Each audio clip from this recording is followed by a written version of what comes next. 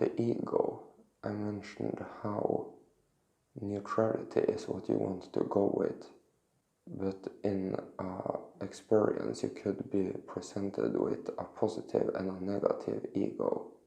Of course, this can fluctuate as you look for a different ego in that situation. But what you really will see is that there is really no ego. You have the centered, neutral path and all the consciousness that will come with the centeredness and the neutrality. And you have everything outside of it in the polarity. So when you have an experience and you stay aware and present and intend to be neutral and centered, you will attract consciousness and mindsets in neutrality.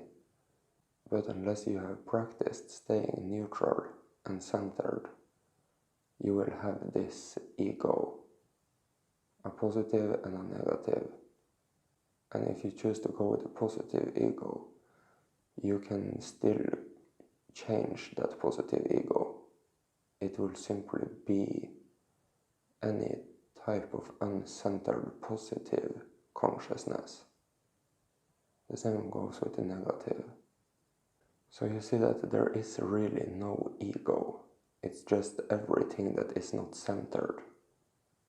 In centeredness you will have healthy, neutral, centered mindsets that will give you freedom and happiness. And anything outside of that will have a significant limit to the happiness and the prosperity you're able to achieve, or that you're able to experience. So really, that is the ego. It is everything that is happening outside of centeredness. So if you go through your day and observe your perspectives and mindsets of the experiences you are having, you could easily recognize if it is an uncentered ego or if it is a neutral, healthy reflection in whatever you are observing. So the best experience you can have, the experience that truly will set you free and let you be happy and have flow in your life, is the neutral centered one.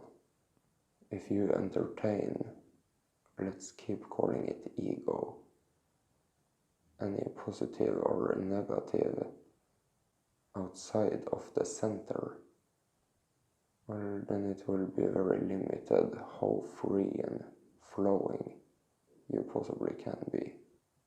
So that should be your intent throughout the day. Stay neutral, stay happy, stay here now, and just observe.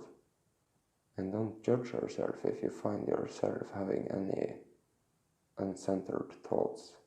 It's totally fine. But you want to recognize it and you want to be honest to yourself about it. Unless you're honest, you will not be able to change it. You will then stick with that ego way of perceiving and thinking about something.